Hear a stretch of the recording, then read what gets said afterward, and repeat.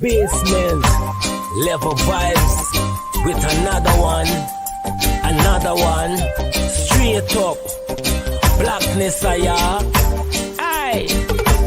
Who tell the truth? Mark Benskop, defend the ghetto youth. Mark Benskop, radio station is the fruit. Mark Benskop, straight up from the root. Mark Benskop, who tell the truth? Mark Benskop, defend the ghetto youth. Mark Benskop, radio station is the fruit. Mark Benskop, straight up from the root. Mark Benskop, I do it for the love, him not do it for no money. Straight up, him attack, educating everybody. Big up my friends and big up my family. Turn on the radio, catch the vibes, it's integrity. Straight up, Benskop stands for unity. One people, one nation, one destiny. Free up the truth in the air, even the blind can see.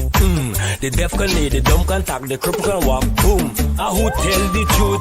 Mark Benskop, defend the ghetto youth. Mark Benskop, radio station is the fruit. Mark Benskop, straight up from the root. Mark Benskop, who tell the truth?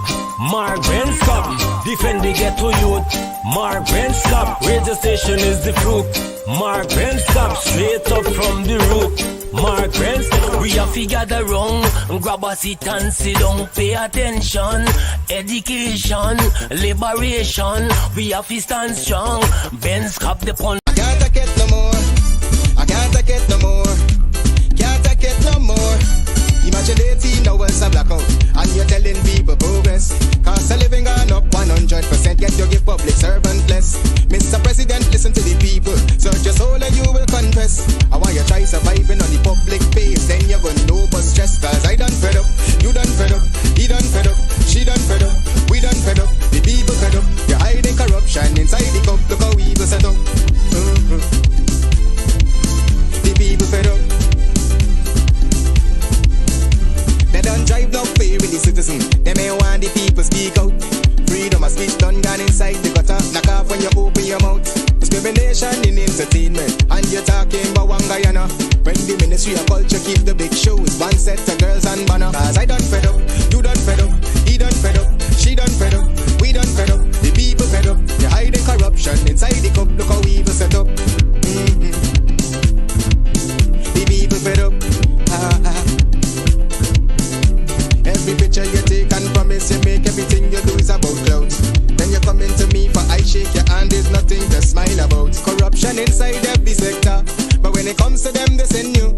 Try investigate efficiency, right? Go talk to Barretons too. Cause I done fed up, you done fed up, he done fed up, she done fed up, we done fed up, the people fed up. You're hiding corruption inside the cup, look how evil set up. The people fed up. I done fed up on the dirty water, low pressure, want scream and tell somebody. Imagine 1500 US and they're telling me super salary. I done fed up on the unemployment racism and the lie they say one Guyana. Cause when you look with the oil money going, circulate with one set of banner. Cause I done fed up, you done fed up, he done fed up, she done fed up, we done fed up, the people fed up. You're hiding corruption inside the cup, look how evil set up. The people fed up. How old are you? I'm 28, sir. And where do you live? In Kitty. You own your own home? Not as yet. Apply for a house lot? Not yet. Well, sit down. You're not participating on the enhancement of your own life.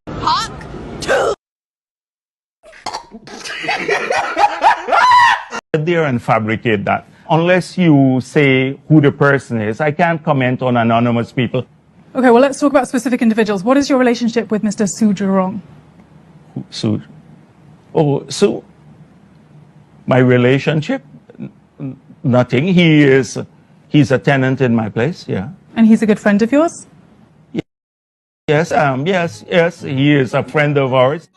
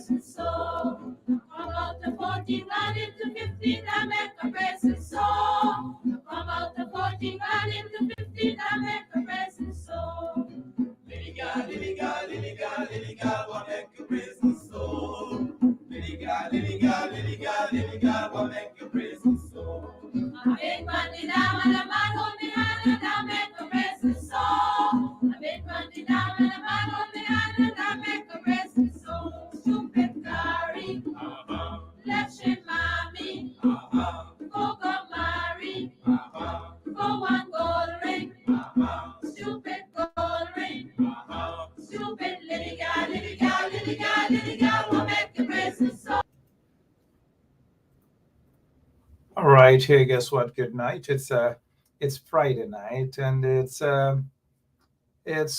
TGIF, right? Thank God it's Friday. We're gonna rock and roll this evening until Onika Fraser, until you say it's enough.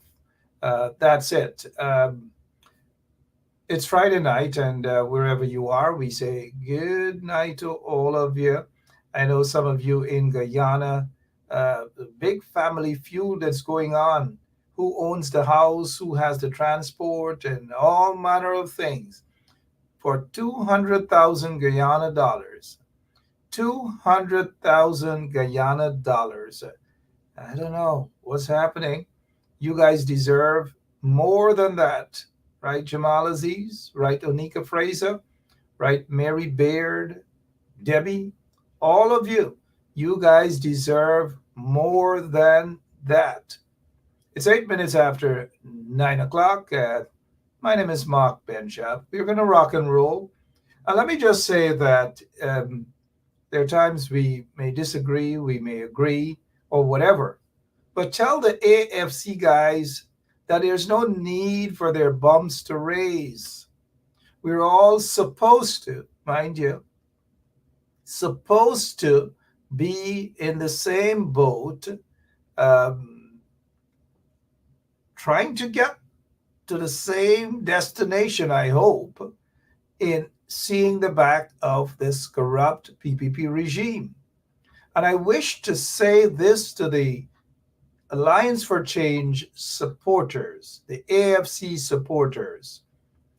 Do not allow your bumps to raise. Please, some of you in the audience, if you agree with me, just say no bumps, no bumps. And so do not allow your bumps to be raised, guys. Remember, you guys in the AFC, you're talking about a new politics, fresh politics, right, Michelle Joseph? Everything has got to be different, right, Simone Blackman? And if you guys, thank you, Rhonda Lane, don't we just love Rhonda? Don't we? Look, Christmas coming, y'all make sure y'all hook Rhonda up. I done. Y'all know I don't ask, I don't say nothing, but Rhonda is a soldier. We've just got to love that sister for what she does there in Guyana. I wish they had more Rhondas in Guyana. I wish they had more Rhondas in Parliament. But as Rhonda says, Rhonda Jackdale, that is, Rhonda Jackdale says, Parliament. I wish we had more people like Rhonda Lane in Parliament. So AFC guys, calm down. There's no need for y'all bumps to raise, guys. There's no need. And some of these AFC folks, well, they get some PNC like that too, you know. They're skin thin.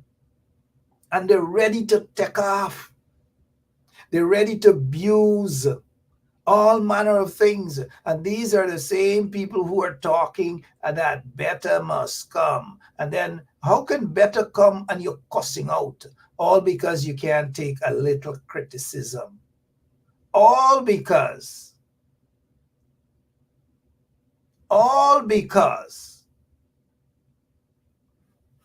I don't know who is Levy Go.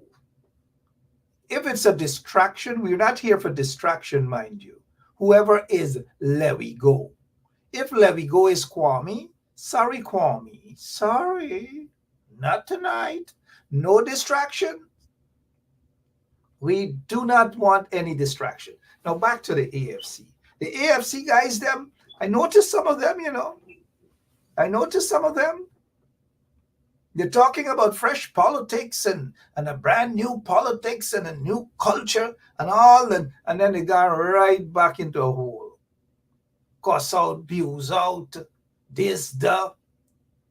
Anyways, Dennis Atwell was on last night. I'm not sure if he's going to come back on because bumps raising all over. And all that we were saying, good night and welcome to Straight Up. All that we were saying is, look, hey guys, wait a minute. Give credit where credit is due. Don't try to huff all of the credit for yourself. Do not do that. Just do not do that. Because when you do that, we are going to call you out. And when we call you out, do not allow your bumps to raise. Again, do not allow your bumps to raise. Now, I have known, where's Dennis? Yeah, there's Dennis. I have known Dennis Atwell for many, many years. He's a good guy. He means well. And this is Dennis. He means well. But at the end of the day, tell Dennis Atwell and the other AFC guys, do not allow their bumps to raise. Dennis Atwell, take a look at Dennis. Good night to you, my brother. Do not allow your bumps to raise. It's like these AFC guys now suddenly they become so touchy. It's like touchy. If you say something about Nigel, they're ready. It's as though Nigel is God. Sometimes y'all treat these political leaders as though they're gods, that you can't talk about them, you can't this, you can't that. Is that how we are going to develop, as Jack Day would say? Is that how we are going to develop a country? By the way, we should try to get Tom Anderson on tonight, right? If Lemon can get in touch with Tom Anderson. But Dennis Atwell, you got to humble yourself. Humble yourself. This is what we were saying. Now is not time for cuss out and abuse out. And if you can handle the heat in the kitchen, because that is what politics is all about. Y'all don't think I went through a bunch. You think it's one abusing I get, two abusing I get, man. Right? But so this is Dennis Atwell. Take a look at Dennis. Take a look at Dennis. If you see him in Guyana, just tell him good night, good morning, whatever. He's an AFC. He was with the AFC. He went with the PNC, back with the AFC. Good night to all of you guys. Again, welcome to Straight Up. And good night to my brother, my friend, Dennis Atwell. Take a look at him. Take a look at him. Hi, Dennis. All right. All right. All right. So let's move on. We started off with the bumps raise. AFC guys, bumps raise. We got to keep an eye on AFC. Trust me. Trust me. We've got to keep an eye. All right. Hey, what's happening in your neck of the woods? Good night to all of you. We are going to rock and roll here. Let me see what's happening here in Guyana. And this is what the Complaints Authority, and those of you who know the Police Complaints Authority, that's the PCA, is headed by a former judge, Justice Ramlal. And this is what Justice Ramlal is saying, what we already know. What we already know, that unlawful arrest and intimidation by police remain issues, says Complaints Authority. So what the Complaints Authority is saying here, that lots of unlawful arrest and intimidation by police, it remains a serious issue in Guyana. That is what they're saying. So guys, take a look and understand where Guyana is at this point in time. Serious problems in Guyana. But before we get to Tom Anderson, I'm told that he is in studio. He's ready to rock and roll. Let me just say congratulations to all of the local folks, the PPP gathering them up, Kwame gathering them up, and all manner of things. turning them into contractors. And never before has it happened. But let me just say this, that you cannot run a country like this, where you just grab hundreds of millions of dollars and claim that you're giving it to contractors, people who have never been contractors in their entire life. You create proper programs. That is what real governments do. But because the PPP is so corrupt, I don't know if you recognize anybody there in the photograph, but the government is so corrupt. So corrupt. I don't know. We seem to have a distraction here with the levy go. Whoever that is, we've got to pay attention. If levy go is here to distract the audience, then levy go will have to turn into let go. So check the contractors out, guys. Check the contractors out. Doggy is there with his yellow envelope. Doggy is now a contractor, about to become a contractor in Guyana. Who else? Some of the guys from the cathedral, the chairman of the cathedral, what's his name again? Otisha will soon become a contractor. All the contractors, everybody now is a contractor. Doggy, y'all think Doggy, Otish? Y'all see? Y'all see what's going on with Doggy? Y'all see what's going on with Doggy? And this is what is happening in the country right now. This is precisely what is happening in the country right now. Doggy is about to become a contractor. So Doggy will be talking contractable things now, right? Contractable. That's according to Doggy. And the whole crew, contractors. All right. At least Tom Anderson get to see some of the contractors there in Guyana. Good night to you, Tom. How are you doing? Hey, good night. Good night, everyone. How's everyone doing? Lots of. What is your take that just for us to start out?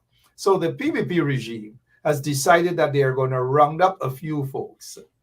Never done any sort of contracting work, no engineering, no nothing, and identify hundreds of them and give them some cash handouts and say, you're now contractors.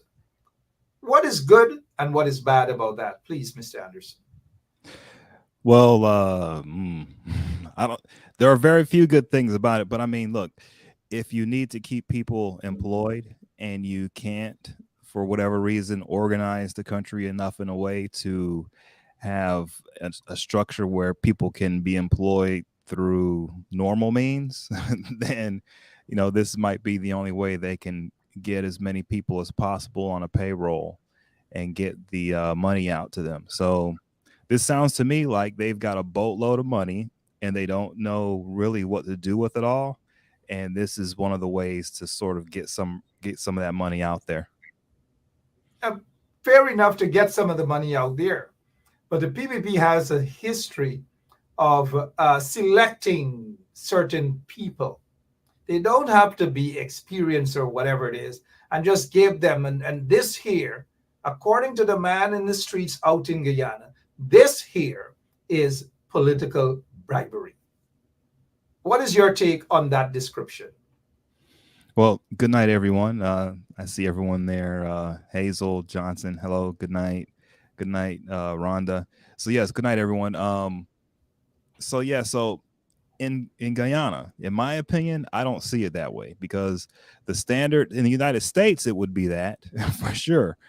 I think in Guyana, it's sort of par for the course. From what I've, over the years, from what I've seen worse, and I've heard of worse, right? Where, it's literally people just showing up in a truck and just handing out cash, like not even no paperwork, no nothing, just here's a bunch of cash. So, I mean, for the standards in Guyana, unfortunately, this isn't as bad as you're claiming it, as you're terming it. It is bad. It's not as bad as you're terming it, but I think in the United States it would be considered that term for sure. Tom, you did say, and correctly so, that they have lots and lots and lots of money. But yet when the teachers were out there protesting, they claim that they don't have monies to pay the teachers or public servants. But yet they have all of this money to go around and identify individuals of which they want to brainwash these people so that they could go back into the communities and brainwash people within the communities as well. How is it though that they have all that money, but they don't have money to pay teachers? So the problem is that the system itself isn't functional, right? And so here's the danger. So they have the money to pay the teachers. They can pay the teachers a lot more money. The reason why they're not doing it is because if you pay the teachers a lot more money, then you have to start paying everyone else in the government a lot more money, because everyone else will say, well, in the past, we were getting paid twice as much as the teachers. So now that the teachers are making this much, we now have to get twice as much as that, because that's what we were getting before. You see what I'm saying? And that's their problem. So they don't know, they don't have a system that works where they can actually pay the teachers what they deserve without the rest of the government rioting and quitting on the spot without getting a massive raise themselves, right? And so that's the issue. They just don't have an overall system in place to pay everyone what they should be getting paid now that all this oil revenue is coming in. They just don't have it. And that's what I've been talking about. Every time I come on the show, I keep saying what the people of Guyana need to be asking for is a proper system. That way, no matter who's in charge, whether it's the PPP or whether it's the PNC or whoever it is, APNU, it doesn't matter. The system should be in place and it should be operational for the people, regardless of who the politicians are. And clearly right now, they don't have a system in place that makes sense. And so they can't pay the teachers because then everyone else is going to get angry and they just don't know how to handle the situation because of that. But, you know, they don't care who's angry and who is not angry, as corrupt as they are.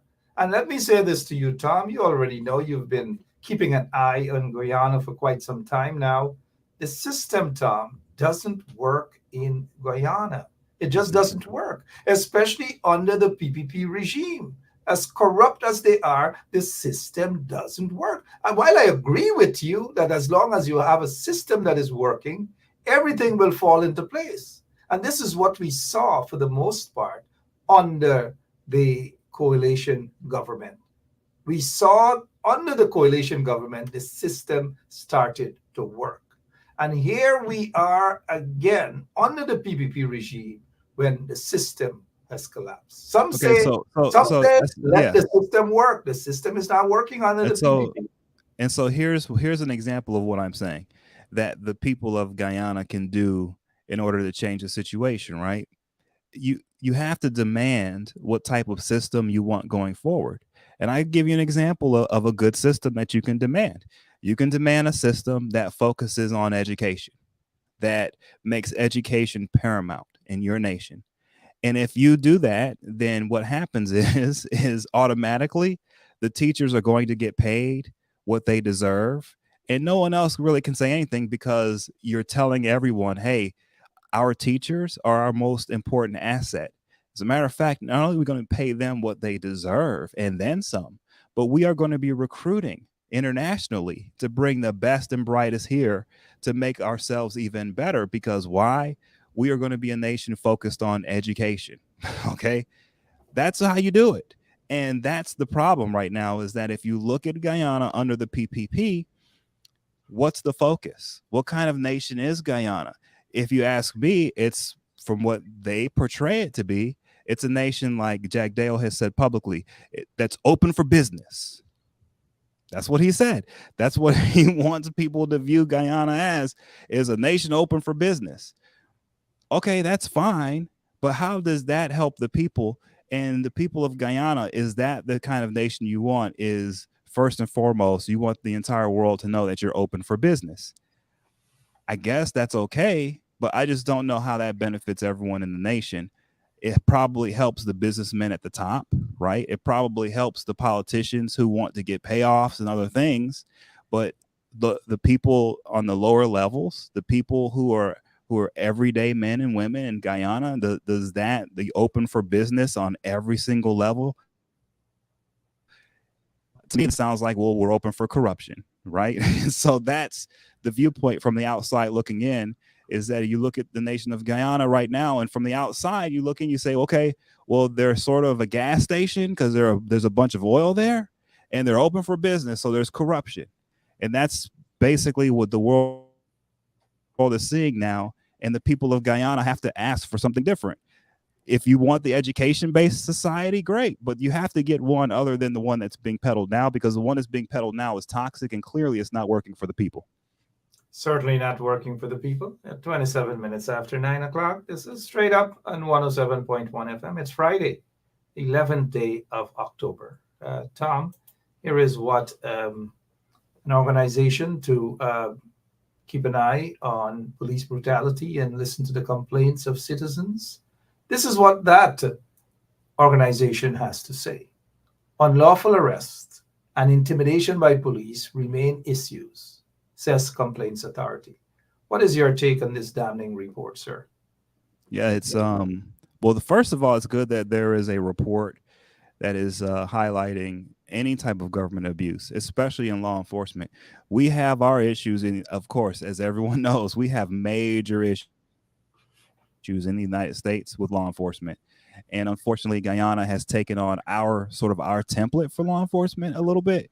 And so when you take on our style of law enforcement, this Western style of policing, it's almost guaranteed you're going to have abuses, right? And then when you add to that a political structure that has been historically racked with corruption, the combination of the two makes it so that, yeah, this report is probably pretty accurate, right? And if anything, maybe even more could be said, but people don't want to go too far, right? So with that said, I'm not surprised. They are running a Western style policing system, and that system breeds abuses. Okay. And so this will always be an issue as long as the system is in place that they have with the police. You are always going to have abuses with this type of system, in my opinion. Lots and lots of abuses indeed. Let's go and attend a wedding. I don't know, Tom. In Guyana, wedding seems to be a profitable thing, especially if you're a police officer. And were I a police officer in Guyana, maybe I would have been getting married almost every 6 months. But sometime many years ago, I was close enough to apply for the cadet officer course. Maybe I would have been a police officer in Guyana, but that's not the case. Let's go over to this police officer who got married, and at his wedding, after his wedding, he deposited about $46.4 million into his bank account. And when questioned recently, he said it's wedding gifts and Christmas gifts. Wedding and Christmas gifts. This is a very senior police officer who is now under the microscope of the Special Organized Crime Unit in Guyana. He has since been sent on leave or voluntary leave, I'm not sure, but he's not officially on the job at this point in time. What is your take on this excuse by Mr. Brutus about the 46 million Guyana dollars in wedding and Christmas gifts? That's something that happens a lot in U.S. politics. That's one of the things that when you look at our politicians, their financial disclosures, they always get permission from the Ethics Committee in the House of Representatives and the Senate to be able to get an exemption to receive wedding gifts.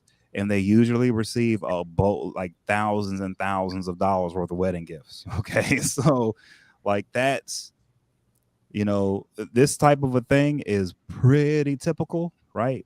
So the question is, what type of scrutiny are the people within the police force under? Do they have to have financial disclosures? Are there ethical rules involving this type of stuff with the gifts? Do they have a thing in place to have officers, fill out paperwork to say who they are receiving the gifts from? See, that's the question. Is there a system in place to be able to monitor this? Because at the end of the day, a lot of this stuff can be legitimate, but there's no way to know if you don't have a system in place for everyone to abide by the rules to tell if it's legitimate or not. And that's at the end of the day in Guyana, the biggest problem is no one really knows who's doing right or wrong, because all of the laws are being applied arbitrarily in ways that really don't make sense. It's all political gamesmanship, a lot of it. And so because of that, you just can't tell who's really a bad guy and who isn't. They really need to change the system up and put in a system of transparency where these guys can be held accountable, where people can know, the public can have confidence that, you know, these guys are following the rules. And if there is something where someone's getting wedding gifts, that is legitimate. And there's a system in place that can say that it's legit. Right now, I don't think that's in place. All right. It's just not in place. Allegations of corruption upon corruption upon corruption in Guyana at the highest level. People are talking about the fact that this commissioner of police, who has had numerous controversial incidents, he's still there. He's the acting commissioner of police. He has long passed his retirement age, but he's just not going anywhere. Tom, let's look at this political gimmick. A lot of Guyanese are describing this as political gimmick. They're describing those who are suddenly now going to be given monies to become quote unquote contractors and so forth and so on. The bulk of them are basically probably have never done any sort of job yet in terms of going out and overseeing these things.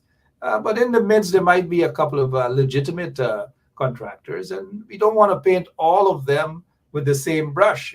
Not all of them. We just can't paint all of them, but we see some familiar faces. It looks as though it's becoming a dog-eat-dog system. But outside of that, Tom, people are looking for hope. People want hope. They want betterment in the country. They're not seeing that with all of the oil resources. They're just not seeing it. They're not getting the sort of help that they need to get. While we're on the police, let me just remind you guys, these wanted men have been released.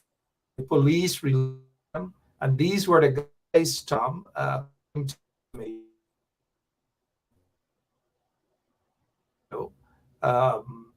the abduction.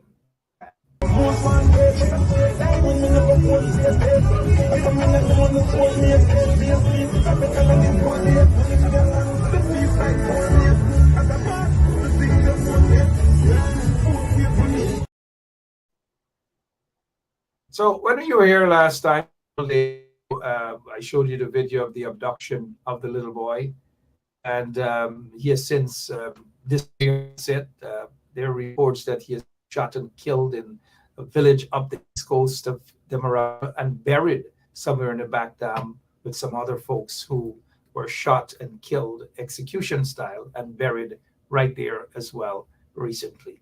Tom, any surprise that these guys are now out on bail? Even this video showed the abduction. I mean, yeah, I mean, that's pretty violent if the rumors are true, right? And once again, who knows what's right or wrong, what's true, what's not true. Man, Guyana, unfortunately, is a very dark place, and it's very hard to know what is what. It's very hard to know what's what, man. It's very hard. Tom, let's move away from Guyana for a moment. Elections around the corner in the United States of America. All eyes are on the elections. The polls, again, some sort of poll that shows that, and it says there that the honeymoon period for Kamala Harris is over. And in fact, the poll might be a dead heat at this time between her and Donald Trump. What is your take on the recent polls, please? Yeah, so I saw the Democrats were asking the pollsters a few weeks ago, about 3 weeks ago, to change their demographics in their polls, to start weighing their polls more heavily towards Donald Trump. So the polls are shifting to, so that behind the polls, the numbers behind, they're definitely bringing in more Trump supporters when they're asking these polls. And I say that to say I really think, you know, in American politics, one of the things that you always want to do is you want to go into an election with your supporters believing that it's close and you're behind, because they put in extra work. They're going to volunteer more hours. They're going to really push hard. They're going to try to get everyone they know to vote. if they feel like it's really close, but they might be losing. So that's sort of the atmosphere I think the Democrats are sort of creating with the media and with these polls. I'm looking at what's going on like behind the scenes with the numbers, and from what I'm seeing and what I'm looking at, the Republican Party isn't really running on much. They are struggling. It's going to be hard for them to really do anything in this election in a few weeks. So I think Kamala Harris is clearly still going to be the winner. And at this point, I think she's going to win Florida, and that's what's really going to put an end to the MAGA stuff, in my opinion. What evidence do you have, or why are you saying that the Democrats, Kamala Harris, will win Florida, which is a big win, by the way? Yeah, well, a few things. First of all, COVID wiped out a lot of Trump voters. Unfortunately, I'm not trying to say anything about that, but I'm just telling you, a boatload of older Trump voters who never got vaccinated got sick from COVID. Some died around, when COVID was going around. Some of them got so sick and have been dying more recently because they had long COVID or they had other complications from it. And so there's a large population of the demographics have changed in Florida because of COVID, believe it or not. That's number one. And it's not being caught, I believe, by all of the pollsters and everyone. So that's the first thing. Second thing is the economy has changed so much in Florida. Things have become so expensive, especially in the southern part of the state, that a massive amount of Trump voters have moved out of Florida, and they've moved to states like North Carolina and Georgia because they were able to sell their homes here, which almost doubled in value right after COVID. So they got to walk with a huge profit. And then they moved to a place like North Carolina where they can get double the house for half the price and just pay cash after getting so much from selling their house in Florida. So a boatload of Trump people have left Florida also recently to North Carolina, other places. On top of that, you add to the fact that we have an abortion amendment for Florida. That's all the pollsters are saying it's going to pass to make it so that women have access to abortion in Florida. And on top of that, there's another ballot initiative to legalize marijuana, which is getting a boatload of people out. And that's a lot of people on the left are coming out for that as well. And then on top of that, these storms have made it so that a large amount of Trump voters who live in the rural parts of Hillsborough County, these counties where the storm hit, their homes have been wiped out right before this election. They aren't people of means. They're poor, a lot of them. So they're going to move off to live with family members right now. And a lot of them aren't in Florida, and they're not going to have the means to come back to the state to vote on voting day, right? Because they're not going to even have a house to stay at, right? It's going to take months and months and months to repair this stuff and replace what they had. So all of that combined, I think, is going to make it so that Kamala Harris actually wins Florida. And if she wins Florida, Trump can't win the election. And Pennsylvania? She's going to get that as well. But I think Florida is the big deal. And Florida is probably going to go early too, man. It's going to go down early in favor of the blue wave. All right, that's a prediction, Tom, there. Some people are saying that they don't believe in the polls, just like some don't believe in the vaccine. Do you believe in the polls? Well, like I say, the polls are they play with the polls, okay? And these polls that are coming out right now are more weighed towards Trump, to benefit Trump, okay? And I think that's on purpose. So I don't believe them either, but you want to see how they're being used by the media and by different political entities, because that allows you to know what's really happening in the race. Absolutely. I'm reading some of the comments and the folks and the polls and so forth. Let's take a trip all the way to New York City. What's happening there at Gracie Mansion and at City Hall with Mayor Eric Adams? That's scary, man. We are told that the interim police commissioner is set to be on his way out as well. What's happening? Never before in the history. Yeah, I told you, man, I think that place is out of control.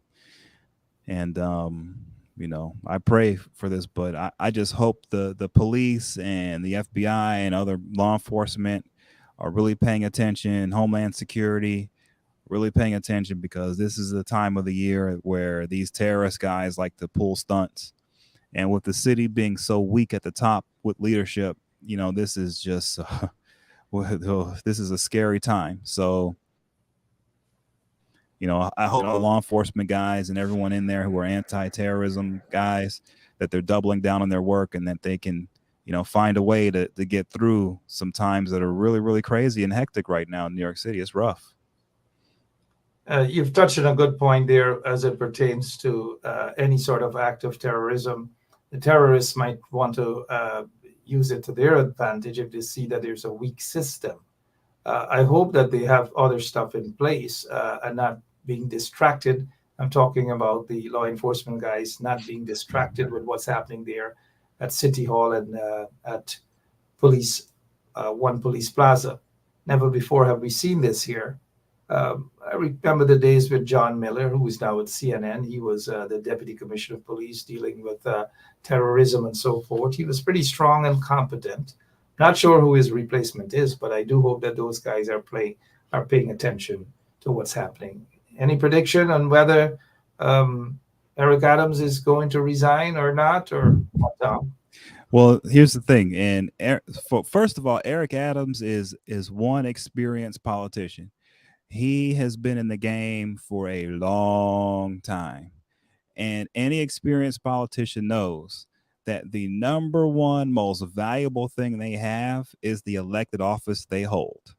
All right. Especially when it comes to this type of stuff where it's law enforcement and there's an indictment and that going on. So he will not resign.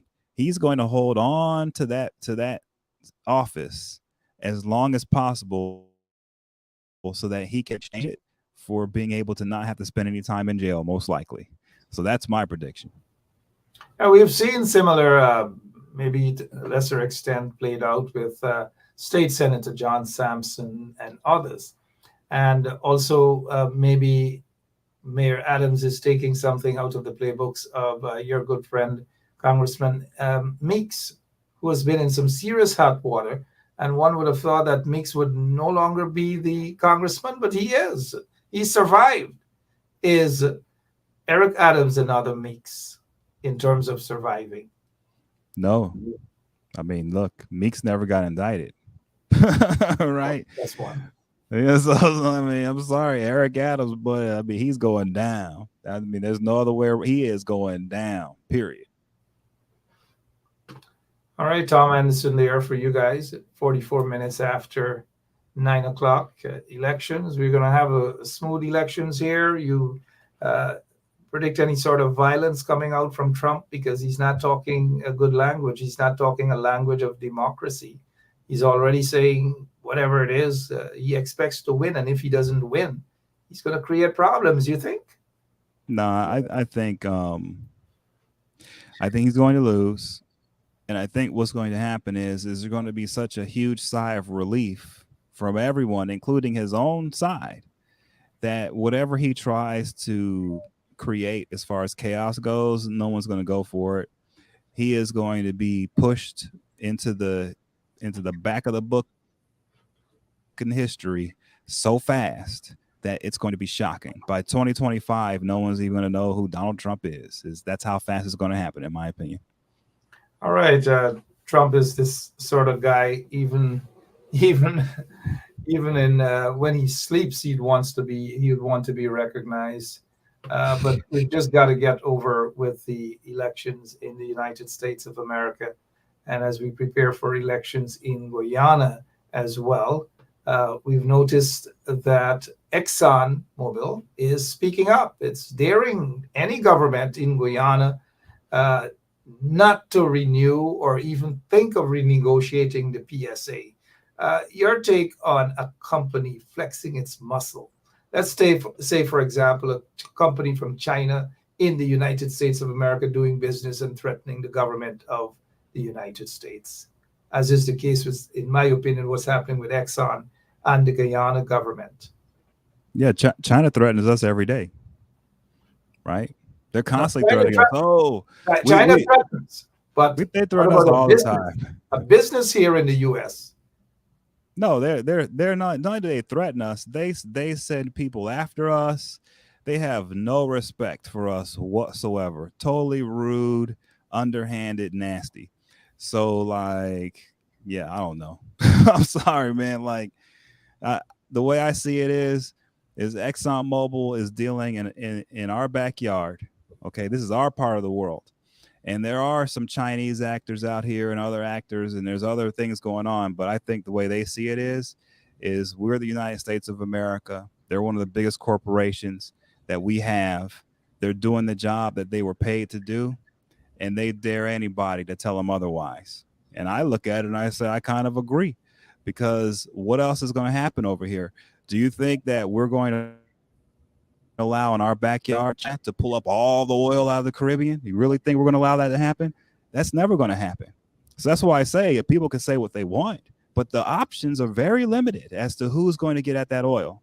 So it's either going to be Exxon or some other entity that the United States wants, or it's not coming out of the water. Okay, and that's just the way it goes. And so Exxon's like, fine, do what you want to do, but they know that this is the United States backyard. We are the most powerful nation in the world, and people can say what they want, but this is how it's going to go.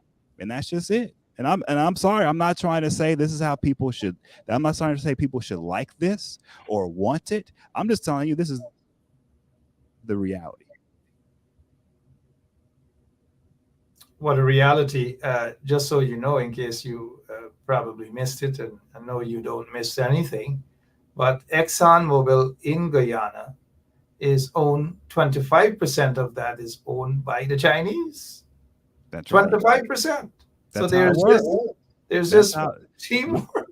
That's how it works, right? So when we try to go and do business in China, right? China doesn't allow us to own a company that we want to own in China 100%. They don't allow us when we're in Korea and other places. They give us a hard time, even in Australia, when we want to do business out there. So now they're out here in our backyard, and what we are saying is, okay, you can do some business here, but you'll get 25%.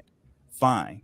Now, I'm sure they want people in Guyana to get angry and to say, hey, kick ExxonMobil out and let us get all the oil. That's never going to happen. Okay. So, it's not an issue of kicking Exxon out. I'm not suggesting that Exxon should be kicked out, but Exxon must be able to respect the laws of the country as well, and respect the people of the country. You have a situation where Exxon is drilling out billions upon billions, and of course, if you have a corrupt government, and maybe the officials of Exxon see that there is a corrupt government, corrupt officials, that is how they would become disrespectful of any regime.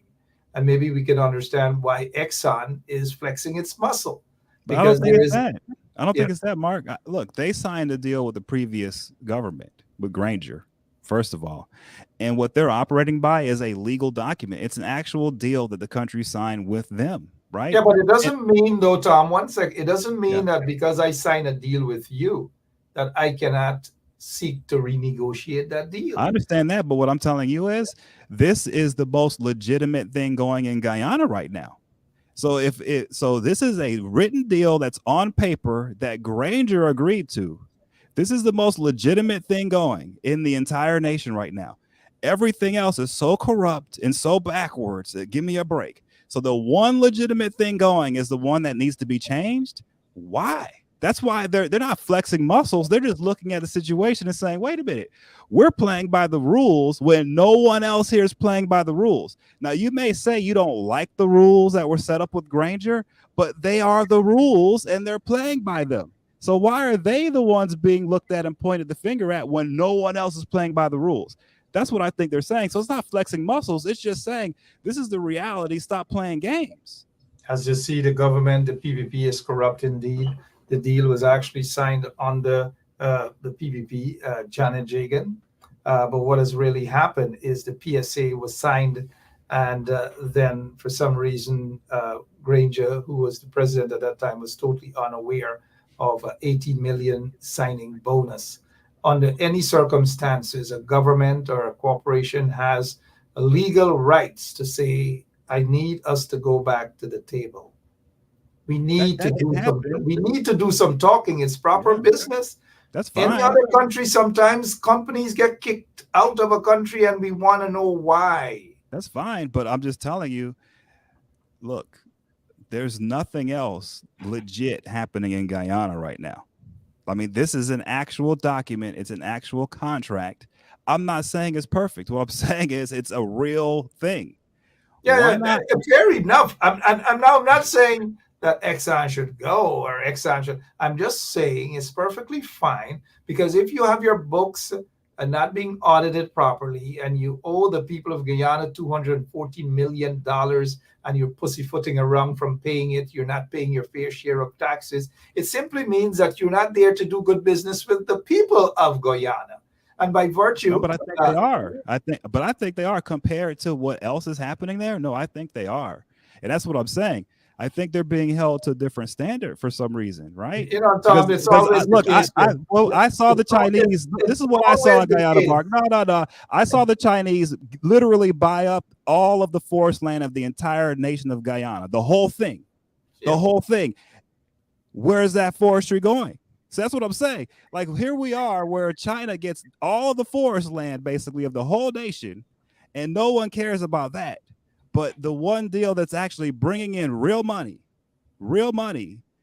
let's argue over that. Now, I think the better idea is we're not arguing over that, but let me hear what's the better idea. But we're not arguing over that. The better idea is the thing that's actually on paper, that actually is that it's a real thing and it's working. Let that work. Focus on the PPP and what's happening domestically and fix that first. Okay, fix your house first, and once your house gets fixed, then you can go outside and talk about other stuff in the neighborhood. But it makes no sense. It makes no sense to have the PPP running around the way they are and then saying, "Oh, we need to go look at ExxonMobil now." Now, I think you need to deal with the country at the house itself internally first, and then deal with this other thing over here. But Exxon is in the house. They're not. Exxon is not a part of Guyana. Exxon is an American corporation. No. I know that. That is doing business in Guyana. That's my point. This is an outsider. What I'm saying is, if you want to fix a relationship with an outsider, the best way to do it is to first fix your house first. And then you can go talk to the outsider. The problem right now is the internal house of Guyana is a mess. And the people who created the mess are walking outside of this mess, and they're going to the outsiders and saying, now you need to clean it up. And everyone on the outside saying, no. That's your mess. You need to clean it up, and then you can come talk to us. And that's all I'm saying is the situation. So people can continue to think that, oh, Guyana can get away with never cleaning up their house inside, and they're going to be able to deal with everyone on the outside just fine. I'm telling you, you're never going to be able to deal with these outside business interests if your internal house is in disorder. I promise you. Well, that makes sense. Clean up your mess indeed. But when the outsiders see that there's a messy house, what do you think they're going to do, right? Which is I what agree. Doing. But that's we're not going to pay the you have to fix the mess inside, and when you do that, then these guys on the outside will actually respect you, then you can negotiate now. But it makes no sense to try to negotiate now when the house is in utter chaos. Well, I get your point. Clean your mess up. When they see a house that is as messy as it is right now, corrupt under the PPP regime, then get your point. But Exxon is just, in my opinion. Could you imagine if the PPP are allowed to renegotiate a contract right now with Exxon? Do you know what will happen? Do you know? You don't know what will happen. I promise you, if the PPP are allowed to renegotiate a contract right now with ExxonMobil, whatever you think is bad now will be 1 million times worse with their deal. But that's what I hear you proposing, and I'm saying to myself, no. That's like, oh, let's renegotiate right now with the PPPs in charge. I'm like, why does this make any sense? This is crazy. I'm saying is the way in which Exxon has gone about it. The president of Exxon in Guyana is saying, and now I take umbrage to that. You're in someone's Because house guess what he's and you're saying? telling- He's saying, I dare someone from the PPP come to us to renegotiate a contract. He's laughing inside. You know why? Because he's saying this contract is so good. If you people are this obtuse that you think the PPP can renegotiate for you, try it and see what happens. And I agree with him. I think that's reality. I think almost every person in Guyana would agree that the PPP cannot renegotiate a contract with ExxonMobil legitimately. I'm pretty sure that's the case, Mark. And they shouldn't. And okay, so why are we talking about renegotiating a contract with them when the PPP are charged? Tom, people want their laws and people want their countries and their sovereignty to be respected. And that is all that I'm saying. I'm not saying that PPP has what it takes for any contract to be renegotiated, because it's not going to be in favor of the people of Guyana. Well said. I agree with that. But he's saying this because that's who's in charge, and you're trying to say that something's wrong with ExxonMobil. I think what you need to realize is this is what the PPP garners from the outside world, that everyone looks at them with such disdain that it's laughable to think that they can renegotiate anything. That's what this is. Take another look at this, Tom. I'm wondering which one is it there. Let's see if it's this one here. So Jack Dio now, your friend Jack Dio and Exxon, says Exxon may not be telling the truth about Guyana's oil reserves. Barra Jack Dio, ExxonMobil, Guyana may not be telling the truth Guyana's oil reserves. This conclusion was made by Barra Jack Dio on Thursday. Yeah. What is your take on this bold statement coming from because think about it. He's saying that he wants this deal renegotiated now. That's what he wants. Mark Benschop saying it. Everyone in the opposition. So the entire nation saying, yes, let's have Jack Dale renegotiate for us. Why? I don't understand that. That's what he wants. That's why he's saying this, because he's seeing it. He's like, hey, man, I can become one of the richest men in the world by just renegotiating this contract, and all the money comes to me. It's going to stop me. All right. Tom Anderson there. Tom Anderson is giving a different version about the situation with Exxon in Guyana. Lots of people on the ground are talking about the manner in which it's being spoken by Exxon. They seem to, and rightly so, feel disrespected.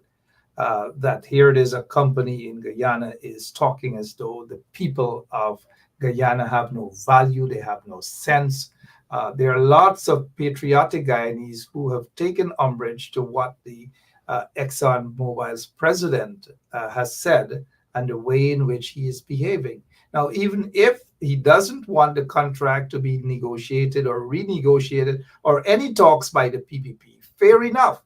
I can understand that. I agree with you on that, Tom. But at the end of the day, it's how you go about talking about it. And when you have especially someone like the president of ExxonMobil in Guyana, who happens to be, of course, he's Scottish, a Caucasian, talking down to individuals of color, they feel a way about this sort of condescending talking. It's like Massa is talking to you, behave yourself, shut your mouth. You know, it's rather disrespectful, Tom. And that's my point. I agree with you that contracts should not be renegotiated by Jack Dio and the PPP. And maybe that's why Jack Dio's bumps is raising. It's just the manner in which, and I find it to be disrespectful. And you know what? And I think he partially meant for it to be disrespectful, because I think he wants people to actually talk about this, and he wants them to talk about it because I think everyone wants everyone to realize that, hey, with the PPP in charge, if they get their way, whatever you think is going on now will be so much worse. It's unimaginable. Okay. And that's sort of what he's voicing. What he's saying is look, I don't think people quite understand how bad it is dealing with the PPP. Trust me, Exxon deals with a lot of different political campaigns, movements, countries all over the world. And I think this executive of Exxon, what they're sort of voicing is, hey man, dealing with these PPP guys is a whole nother level of corruption and lunacy and insanity that most people wouldn't even understand. And I'm telling you, because of that, he's sitting there saying the nation is lucky to have this contract in place, because if it wasn't, with these guys in charge there, I'm telling you, man, it would be so sad. It's not even funny. So all I'm saying is I think the people of Guyana need to fix the house inside first. Make sure that people like Jack Dale aren't allowed to get their hands on the oil wealth. Okay. Make sure a good system is in place. And then once you have that in place, then you can renegotiate deals. Okay. And that's legit. And nobody will have a problem with that. But right now, with the way the nation is, this is not a nation that's in any way, shape, or form in a position to renegotiate anything, man. I'm just telling you. I'm serious. No, and I see your point. I respect your position, because you have a shamble house, so to speak. You have a corrupt regime, and you cannot put the citizens of that country cannot depend on a corrupt regime like the PPP to renegotiate anything. And I agree. I get you. Get your house in order, and the people from the outside will respect you. And then you can go to the table to talk, because you'll be going to the table from a position of strength and not weakness. And here's why I'm saying that, because we have a hard time here in the United States dealing with ExxonMobil. We do. Everyone does. I'm seeing comments. People are saying I'm on the side of ExxonMobil. Especially the politicians. I'm not. Yeah. I'm not on the side of ExxonMobil. What I'm saying is that we have a situation where even Americans, we have a hard time dealing with corporations like ExxonMobil. It takes so much organization and resources. It takes hundreds of millions of dollars for us as a nation to push back on a lot of the things that ExxonMobil tries to do. Okay, so I'm just telling you, because we're trying to actually save the environment. We're actually trying to make it so that we have an environment 50, 100 years from now. And ExxonMobil, man, these guys, these oil guys, they just want to drill, baby, drill. They do not care. Okay, and so everyone has to push back on these guys. It is not easy. It's hard. I'm telling you guys from experience that if you do not organize yourself and if you do not have a system in place, it's impossible to deal with them. Now, with that said, am I saying that they're the only oil company is bad? No, all of them are like this. BP, all of them are very hard and difficult to deal with. If you don't have your house in order, you're never, ever, ever going to be able to realize the riches that the nation has been blessed with. Right. And that's the key. So I don't know why people are so against what I'm saying. People in the comments are so against this. But to me, it's like, I'm sorry, this is the answer. Reality is kicking back in, Tom. A lot of them saying Tom is speaking facts, serious business. And Louis, I hear what Tom is saying clearly. Get your house in order, guys, in Guyana. If you don't get your house in order, if you don't put your house in order, well, then guess what? The people are looking in or doing business are going to take advantage. But once you get your house in order, believe you me, it's going to be a different ball game altogether. We got you, Tom. The blessing of oil is not just, and the oil revenue is not just for Guyanese. The blessing, you see, the bulk of the billions and billions of dollars, the blessing is being spread right across the world, and the little crumbs remains in Guyana. And from the little crumbs, the corrupt PPP regime is taking advantage of the people. Tom, it's 5 minutes after 10 o'clock. Closing remarks, please, sir. Yeah, man. So seriously, it's so funny. We have very similar issues, us here in the United States and the people of Guyana. Very similar. Seriously, we have our corruption issues. We have to deal with these big corporations that are always at every turn looking to rip off the small guy, the little guy. It's happening all over our nation here in the United States. It's happening all over the world. So I continue to say it doesn't matter that I'm an American and everyone is listening in Guyana is in Guyana. We are all in the same area, in the same region. We're all in this together.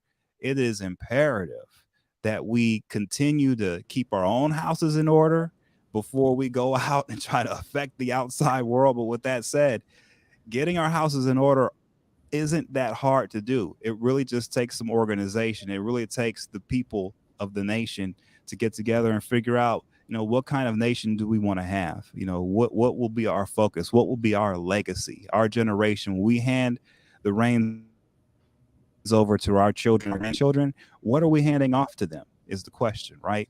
And that has to be answered by the people of Guyana. And I'm interested to see how that's answered, because I see some amazing people. I see some really smart minds. I see some really hardworking people, some people with really good hearts. And so the opportunity is there. Can it be seized? Let's see. Can it be seized? Let's see. Desiree Chapman is saying, and we leave with this. That is so true, Tom. You could not have said it better. Exxon doesn't want to be wrapped into PPP and their corruption.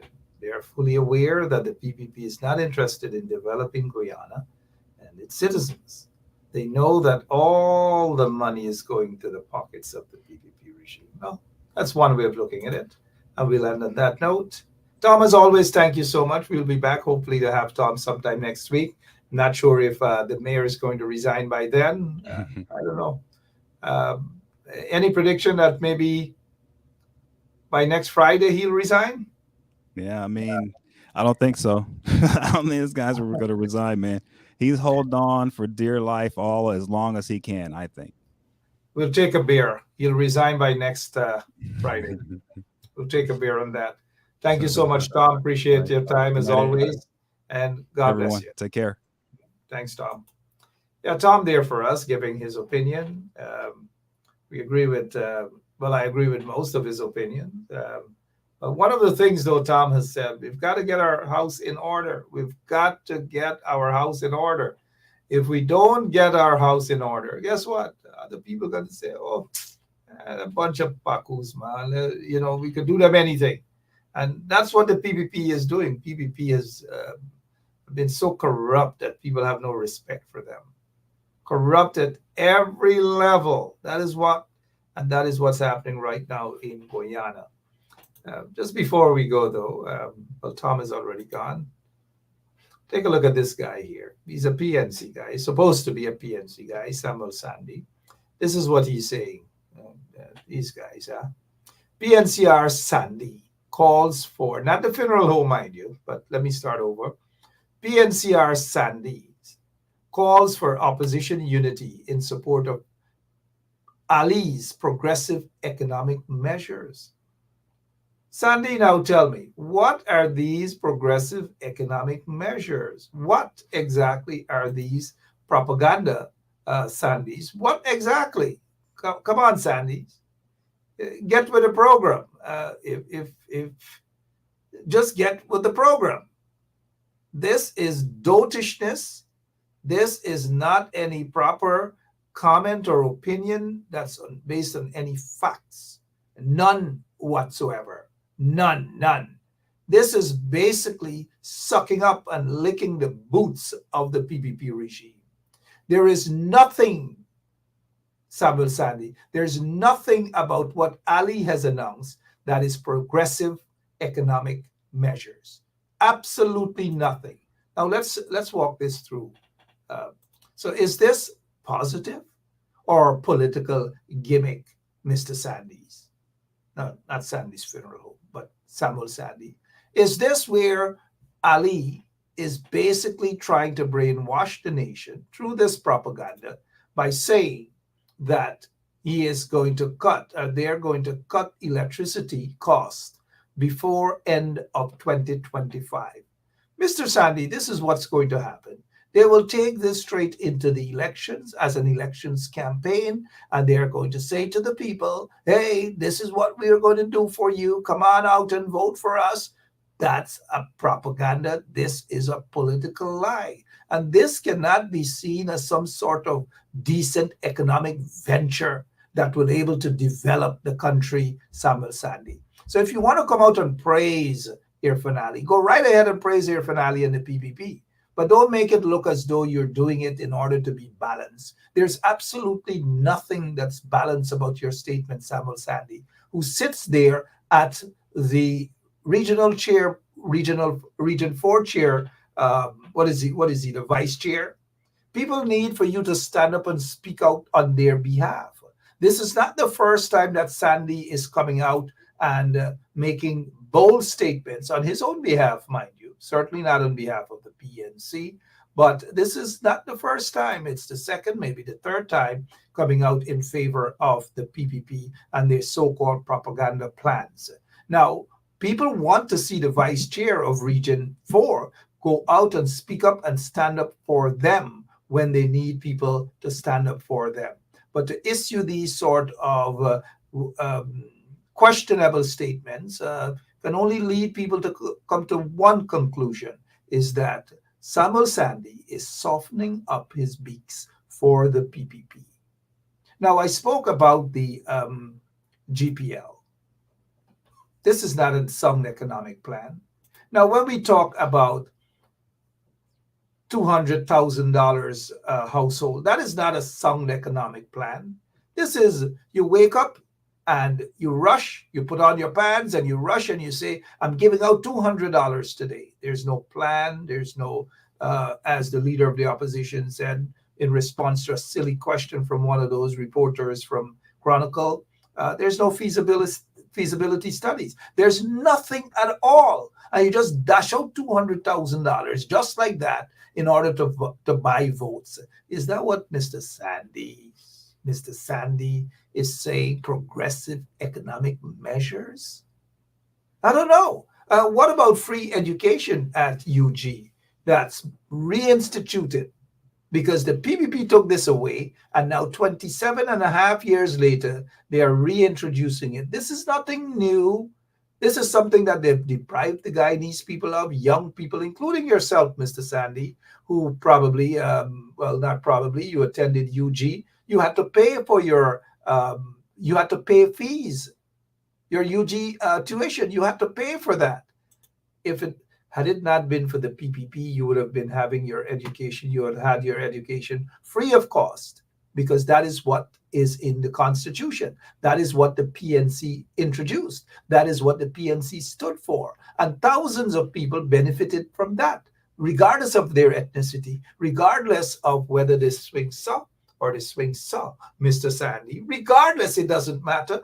Everyone benefited from that. And so we are yet to see the evidence or any sense in what Mr. Samuel Sandy is saying. It is the second time he's jumping to the defense of the PPP. And now, did it the first time? Oh, did it the second time? Well, there must be something. There must be something. And don't be surprised next elections if you see some people, campaigning on the side of the PPP regime. Don't be surprised. Don't be surprised. But for now, my name is Mark Benchap. And guess what? Contractors again. Contractors, doggy in y'all tail. Doggies are contractable. Contractable. Now, look, people got to do, when you catch a paku, you bossy back. And if the PPP is a paku, I'm sure all those people will take their so-called contract money, but it doesn't mean that you have to vote for them. All right, so I've got to go for now. I'll be back Monday, same place, same time. But oops, before we go, guess what? Auditor General's report finds big flaws in government program for vulnerable women. But if they could rob the women, only 16, according to that report, only 16% of the women that the money reached to. The rest of the money, corruption, thief it out. The PPP, thief it out. They thief it out. Anyways, good night to all of you, every single one of you. So true, Hector. All of you, Sandra Steele, the whole crew, Ivor Miller, who more we get? Jomo and Kruma, Hazel Johnson, all, Ann Lewis, Brenda Braithwaite, Tony, I forget about Tony Hack, Remington Clark. Good night to Tony Hack, Latchman Aziz, all of you. You know I can't call all of your names though, right? But Roberta Flay, Ray, Francine Cruz. Francine Cruz behaving these days, which is good. All right, let's go. I noticed Dennis Atwell was on with us earlier. Good night to you, Dennis, my brother. He bums gone down though. He bums gone down. Yeah. Like I said, he's a good guy, but his bumps, you got to watch his tone and his, temperament sometimes, But it is what it is. But good to see the brother back on. I'll be back next Monday, same place, same time. Wayne Caesar is going to be on tomorrow, 7 o'clock, 7 p.m. that is. Have a great weekend. God bless you and be safe. Tata. There and fabricate that. Unless you say who the person is, I can't comment on anonymous people. Okay, well, let's talk about specific individuals. What is your relationship with Mr. Su Jurong? Su? Oh, Su? My relation. I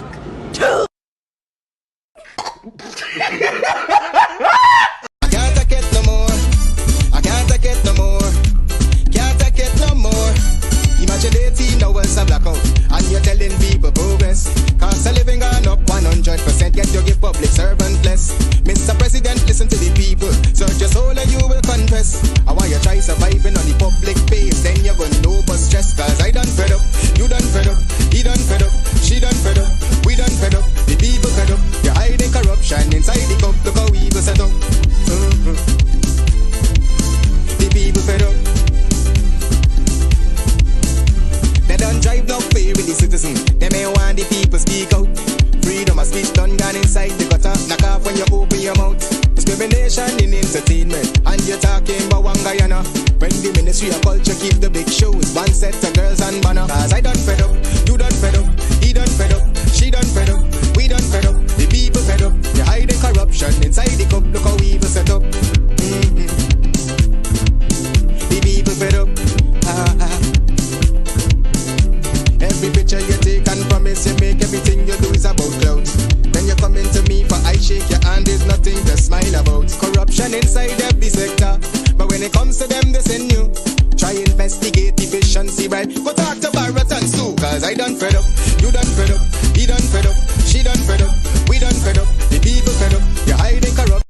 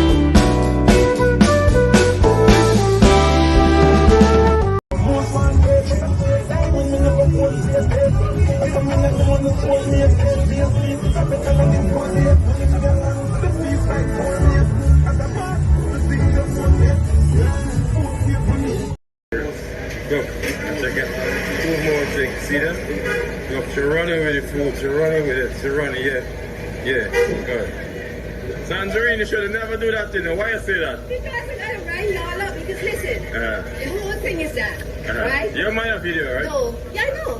The president is welcoming to anybody, right? Yeah. Listen, I'm with the press, and I have been doing this for every government of Guyana. I work. When Graduates here, I walked down Church Avenue with him. I supported, what he was doing. I wrote about him. I featured him. Right. And I'm doing the same thing for this government. But why would people be hating on me? I'm no. just kidding. I don't think they were hating on you. I think it's what you said just now. You understand? Because the truth is, to say something to get their attention. No, nothing is wrong. Nothing is wrong. But listen, hear me out. Hear me.